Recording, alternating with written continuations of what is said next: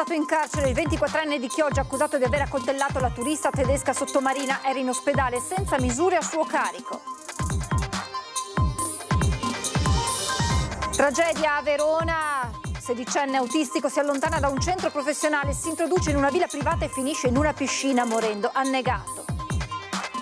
Nel pomeriggio i funerali di Stefano Angonese, travolto e ucciso dal giovane pirata della strada Lusiana Conco, lutto cittadino, folle in lacrime, una comunità intera per la vittima. Strage sfiorata in acqua Trameolo, dove lo scoppio di uno pneumatico fa schiantare un tir sulle barriere che separano le carreggiate. Fortunatamente le strutture tengono ed evitano il salto. 2.400 imprese in meno rispetto all'anno scorso, aumentano i fallimenti e rallenta l'export. Il Veneto produttivo si sta fermando, l'allarme lo lancia la CNA che chiama in causa anche la politica regionale. Continuano a salire i casi del virus chikungunya in provincia di Verona, 46 e tutti autoctoni, a rischio eventi pubblici e sagre. Portaio Acqueo ieri mattina da Strafina a Malcontenta, lungo il Brenta, oltre 20.000 presenze di turisti e curiosi lungo gli argini per un evento che ha sancito il ritorno di Venezia tra i comuni partecipanti.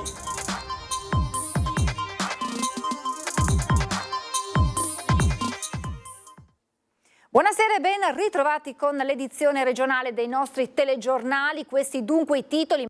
È in carcere con l'accusa di tentato omicidio il 24enne indagato per l'accoltellamento di una turista tedesca in via Vittor Pisani a Sottomarina. I carabinieri hanno eseguito l'ordinanza di custodia cautelare emessa dal GIP del Tribunale di Venezia nei confronti del giovane che 24 ore dopo il fatto era stato ricoverato nel reparto di psichiatria dell'ospedale di Chioggia a seguito di un accertamento sanitario obbligatorio disposto dal sindaco Mauro Armelao. Ora il passaggio in carcere. Non è una cosa così semplice da ottenere, un'ordinanza di custodia cautelare vuol dire che delle prove a carico di questo sospettato ci sono fondate, il GIP non firma sicuramente un'ordinanza su ipotesi che potevano fare comunque i militari o comunque le forze di polizia. L'aggressione ha scosso profondamente Chioggia e non solo. La giovane turista era stata raggiunta da 16 coltellate mentre portava a passeggio il cane. Solo il provvidenziale intervento di alcuni passanti aveva, secondo gli inquirenti, scongiurato il peggio, facendo fuggire a piedi l'aggressore. Lei scappa via verso questa via Spucci, non so come si chiama questa via. È detto l'uomo col casco è magro, ma per il viso non hai visto niente. Le ricerche degli inquirenti di un uomo col casco avevano portato alla casa dell'indagato. Ecco il fratello e la zia il 3 settembre, 2 giorni dopo l'aggressione e poco dopo l'arrivo dei carabinieri. Ho fatto un po' di domande a mia mamma, un po' a mio fratello e hanno perquisito la camera, dopo si sono scusati e sono andati via. Lui non ha un casco integrale. Non l'ha mai avuto il casco integrale. Nel comunicato col quale i carabinieri di Chioggia annunciano l'arresto del 24enne, avvenuto il 12 settembre, si parla anche del ritrovamento nell'abitazione del casco indossato al momento dell'aggressione, che, si legge, assieme a dichiarazioni di testimoni e filmati di videosorveglianza, avrebbero consentito di raccogliere in tempi brevi gravi indizi di colpevolezza. Finché non ci sarà una sentenza di condanna, si deve parlare di presunto colpevole. Ecco, io ci tengo a ribadire questo, comunque massima fiducia nelle forze di polizia, nell'Arma dei Carabinieri in questo caso e massima fiducia senza ombre del dubbio anche nei confronti della magistratura. La vicenda dell'agente della stradale di Padova investito in una piazzola di sosta in A4 dal bandito in fuga. Ebbene, è stato identificato l'uomo, si tratta di un romeno evaso dagli arresti domiciliari e accusato di tentato omicidio. Ha un volto il bandito che venerdì dopo le 23 non ha esitato un attimo a spingere sull'acceleratore della BMW rubata su cui viaggiava e travolgere un capo pattuglia della Polizia Stradale di Padova, un agente di 45 anni nell'area di servizio della 4 Tesina Sud a Grisignano di Zocco. L'agente ha riportato diverse fratture e un profondo taglio a un sopracciglio, ma è stato dimesso dall'ospedale San Bortolo di Vicenza dove era ricoverato. Nel frattempo, grazie alle immagini registrate dalle telecamere di videosorveglianza dell'area di servizio, il malvivente è stato identificato. Si tratta di un romeno evaso dagli arresti domiciliari, ripreso mentre beve un caffè e sale sull'auto rubata a Rho nel milanese. Accortosi degli agenti che si stavano avvicinando dopo l'allert lanciato dalla centrale operativa, l'uomo ha investito il poliziotto lasciandolo a terra ed è fuggito. La BMW si è poi diretta verso il Veneziano dove è stata intercettata dagli agenti della Polizia Stradale di Venezia notizie che l'hanno inseguito sino a Spinea, da dove, abbandonato il veicolo, è fuggito a piedi raggiungendo Santa Maria di Sala. Rubato un altro mezzo, il bandito si è diretto a Portogruaro. Qui ha sottratto un'altra BMW a una donna che per lo spavento è stata ricoverata in stato di shock e subito dimessa. Una fuga di cui si perdono le tracce in Friuli, a Rivignano Teor. Lasciata la BMW, il romeno si è impossessato di un furgone con il quale potrebbe aver varcato il confine diretto in Romania. Su suo capo pende adesso anche l'accusa di tentato omicidio. Le indagini continuano.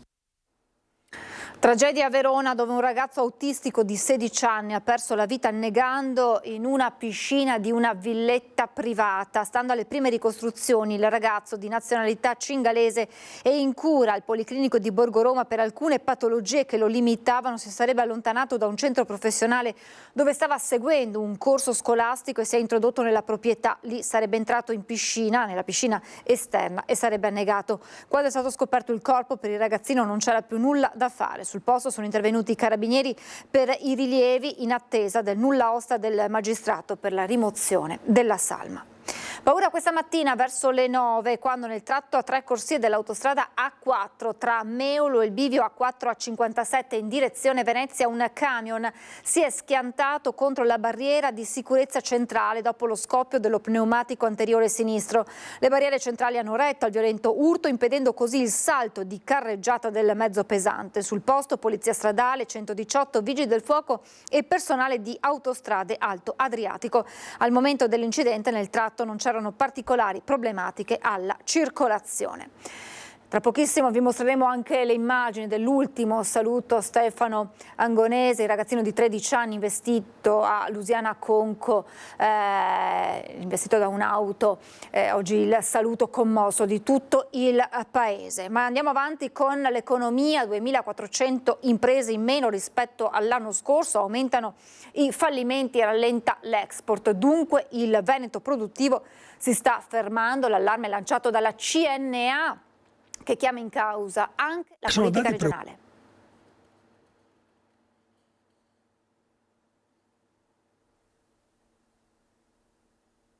Sono dati preoccupanti che dimostrano un rallentamento dell'economia regionale. L'abbiamo visto anche nei confronti che facciamo con la Lombardia e con l'Emilia Romagna. La Regione Veneto sta crescendo meno, anzi è in fase di calo dei dati economici, e questo ci preoccupa. Tra le 3 regioni che fanno da traino all'economia nazionale, il Veneto sta passando da locomotiva a semplice vagone. I numeri resi noti a Marghera dalla CNA, elaborando i dati di Infocamere sul secondo trimestre 2025, rapportato allo stesso periodo del 24, hanno convinto l'Associazione degli Artigiani a lanciare un allarme drammatico. Il Veneto produttivo si sta fermando. Abbiamo un calo delle imprese rispetto all'anno scorso di 2.400 imprese solamente nella prima parte dell'anno. 1.200 di queste sono imprese artigiane. Ci sono un aumento dei fallimenti dei concordati preventivi e un calo dell'export complessivo di 239 milioni rispetto all'anno scorso, e tutto questo solamente all'inizio delle dichiarazioni delle attività sui dazi che devono ancora produrre gli effetti. Probabilmente è presto per dirlo, ma è possibile che ci si stia per trovare di fronte ad un caso Veneto, le cui cause sono parecchie, non ultima il rallentamento della Germania. Ma ciò non toglie che l'allarme sia tale da mettere in discussione persino il sistema di sviluppo economico che per decenni ha generato il benessere di questa regione. È chiaro che dovrà essere, secondo me, rivisto un po' il modello di sviluppo regionale rispetto al passato. Bisogna puntare di più sull'innovazione, sulla crescita, sulle nuove tecnologie, su attività con maggior valore aggiunto per dare una crescita maggiore al territorio nel suo insieme. E in questo ambito chiaramente il ruolo delle istituzioni della regione in particolare è molto importante. Proprio ciò che sta accadendo in regione rappresenta un ulteriore fattore di apprensione. Il periodo di transizione che in vista delle elezioni porta ad un esercizio provvisorio determinerà l'arrivo di provvedimenti di politica economica solo entro i primi mesi dell'anno prossimo. Un rallentamento amministrativo che arriva proprio nel momento in cui alla politica sono chieste risposte urgenti. Continuano a salire i casi del virus chikungunya in provincia di Verona, rischio eventi pubblici e sagre. Sale a 46 il numero di contagi del virus chikungunya in Veneto. A livello nazionale ne sono stati registrati 208. Dopo Isola della Scala, anche Cavaillon entra nell'elenco dei comuni veneti colpiti. I casi sono tutti localizzati nella provincia di Verona, l'unica in regione attualmente interessata da questo focolaio. Il virus, che ha avuto origine il 6 agosto a Negrar, si è poi espanso ad Affi, Valpolicella, Villafranca e nel capoluogo. La cosa importante da dire è che questi sono casi che provengono dall'estero, quindi sono persone che vengono da paesi dove questa malattia è endemica e l'hanno portata nei nostri territori, ma si sono creati dei cicli autoctoni, cioè vuol dire che le zanzare del territorio hanno acquisito questo virus e lo stanno trasmettendo alle persone che vivono nella stessa area. Fortunatamente il virus non ha fatto vittime. Tra i sintomi più comuni: febbre, forti dolori articolari, mal di testa, affaticamento e rash cutanei. La diffusione, trasmessa dalla zanzara tigre, ha però già avuto impatti sugli eventi pubblici. 3 sagre sono state annullate, mentre la sagra del CEO è ripartita solo in forma ridotta. Ora l'attenzione è puntata sulla Fiera del Riso di Isola della Scala, in programma da questo fine settimana fino al 12 ottobre. È assolutamente importante, ed è quello che viene fatto, fare le disinfestazioni attorno al focolaio, cioè nella zona dove ci sono casi. È assolutamente inutile fare le disinfestazioni dove non ci sono casi, perché le disinfestazioni degli adulti servono a ridurre la trasmissione attraverso le zanzare e se non c'è il virus non serve fare queste disinfestazioni. Mi permetto invece di ricordare che è importante ovunque ridurre i focolai larvali, quindi i ristagni d'acqua soprattutto, e trattare i tombini con sostanze che possano uccidere le larve. Ve l'avevo anticipato, dolore a Conco. Per l'ultimo saluto a Stefano Angonese. La comunità si è stretta attorno alla famiglia, ricordando tutto l'amore che ha circondato questo ragazzino strappato troppo presto alla vita. Una chiesa e una piazza di Conco gremite per l'ultimo saluto al piccolo Stefano Angonese, ucciso da un'auto a poche decine di metri dalla sua casa a Tortima, dove viveva con i genitori e il fratello Samuele. Presente una comunità intera, gli amici, le amiche, i parenti, insegnanti, compagni e compagne di scuola, tutte quelle persone che hanno conosciuto la sua grinta, la sua vitalità, quel sorriso che mancherà a ognuno. Una folla commossa che, attraverso le parole di Don Luigi Bortignon, visibilmente scosso per la scomparsa di questo ragazzino, ha semplicemente voluto ringraziarlo per il fatto di essere stato parte della comunità, anche se solo per poco, solo per 13 anni. Te ne sei andato, caro Stefano, in una domenica di fine estate, lasciandoci tutti senza parole. La corsa della tua vita, possiamo dire appena cominciata, è stata interrotta bruscamente e tragicamente. Stefano, grazie per come sei stato dentro la vita. Grazie per come hai amato la vita e per come l'hai vissuta. Quella serenità che l'ha caratterizzato da sempre l'ha portato ad avere un mare di amici veri. La morte non cancella la vita, ma in un certo senso la trasforma. Ti ha preso per mano, sì, ma non ha portato via ciò che hai lasciato. È come se la tua vita fosse un seme che è germogliato nei cuori di chi ti ha conosciuto. Maio, ci mancherai, ti vogliamo bene e quando sentiremo dei temporali sapremo che starai scoppiando dei petardi. Caro Maio, vola alto. E toccanti le parole di papà Moreno e del fratello Samuele. Quando venivi da me per lei consigli e io ti ridavo e tu mi rilasciavi con un bel abbraccio. Quanto mi manca quel bel abbraccio. Ti saluto Stefano, sappi che non è mai un addio, ma è sempre un arrivederci. Tanto dolore perché tanto l'amore che ha circondato questo ragazzino strappato troppo presto alla vita. Emozionante il momento in cui i suoi amici e le sue amiche si sono riuniti attorno a Stefano, lasciando la loro firma sulla bara perché il loro legame resti per sempre. Un sorriso che resterà impresso nella comunità e quei palloncini liberati nel cielo, quasi ad accompagnare il piccolo Stefano nel suo nuovo viaggio. Stefano, fai buon viaggio.